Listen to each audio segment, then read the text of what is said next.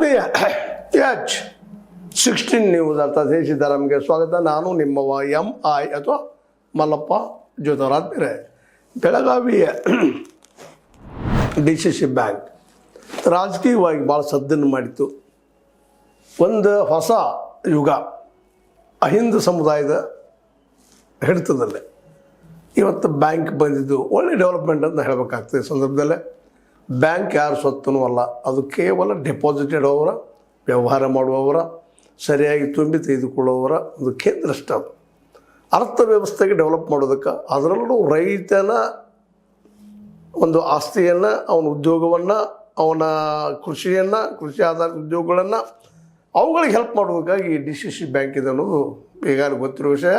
ಅದಕ್ಕಾಗಿನ ನಮ್ಮ ಜಾರಕಿಹೊಳಿ ಸಹೋದರರು ಅದನ್ನು ಮುಂದೆ ವಿಷಯ ಮುಂದಿಟ್ಟುಕೊಂಡು ರೈತರ ಪರವಾಗಿ ನಾವು ಕೆಲಸ ಮಾಡ್ತೀವಿ ಅಂತೇಳಿ ನಮ್ಮ ಜೊಲ್ಲೆಯವರ ಅಧ್ಯಕ್ಷತೆಯಲ್ಲೇ ಅಧಿಕಾರವನ್ನು ತೆಗೆದುಕೊಂಡು ಆ ದಿಶೆಯಲ್ಲೇ ಒಂದಿಷ್ಟೇನೋ ಮೊದಲಿಗೆ ಆರಂಭದಲ್ಲಿ ಒಂದಿಷ್ಟು ಆರೋಪ ಪ್ರತ್ಯಾರೋಪ ಕೇಳಿ ಬಂದು ಇಲ್ಲ ಅಂತಲ್ಲ.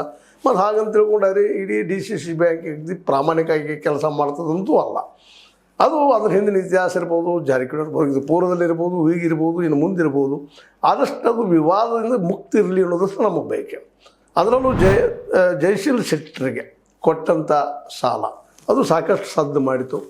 ಸದ್ದು ಮಾಡಿ ಅದಕ್ಕೆ ಕೊನೆಗೆ ನಮ್ಮ ಬಾಲಚಂದ್ರ ಜಾರಕಿಹೊಳಿ ಅವರು ಜವಾಬ್ದಾರಿ ತೊಗೊಂಡು ಅದನ್ನು ಪೂರೈಸಿದರು, ಮುಟ್ಟಿಸಿದರು. ಅದು ಮುಟ್ಟೋದಕ್ಕೆ ಒತ್ತಡ ತಂದ DCC ಬ್ಯಾಂಕಿನ ಹಣವನ್ನು ವಾಪಸ್ ಮಾಡಿಸಿದ್ದಾರೆ. ಇದು ಸಂತೋಷದ ವಿಷಯ. ಮತ್ತು ಇದಕ್ಕೆ DCC ಬ್ಯಾಂಕ್ ಇದ್ದಿದ್ದು ನಮ್ಮ ಬಾಲಚಂದ್ರ ಜಾರಕಿಹೊಳಿ ಅವರಿಗೆ ಕೃತಜ್ಞರಾಗಿರ್ಬೇಕು ಅನ್ನೋದ್ರಲ್ಲಿ ಎರಡು ಮಾತಿಲ್ಲ. ಯಾಕಂದ್ರೆ ಸಾಲ ತೊಗೊಂಡು ಊಡಿ ಹೋಗೋರು ಹೆಚ್ಚಾಗ್ಯಾರ ಈ ದೇಶದಲ್ಲ. ಅದಕ್ಕೆ ಎಲ್ಲರಿಗೂ ಭಯ, ಎಲ್ಲಿ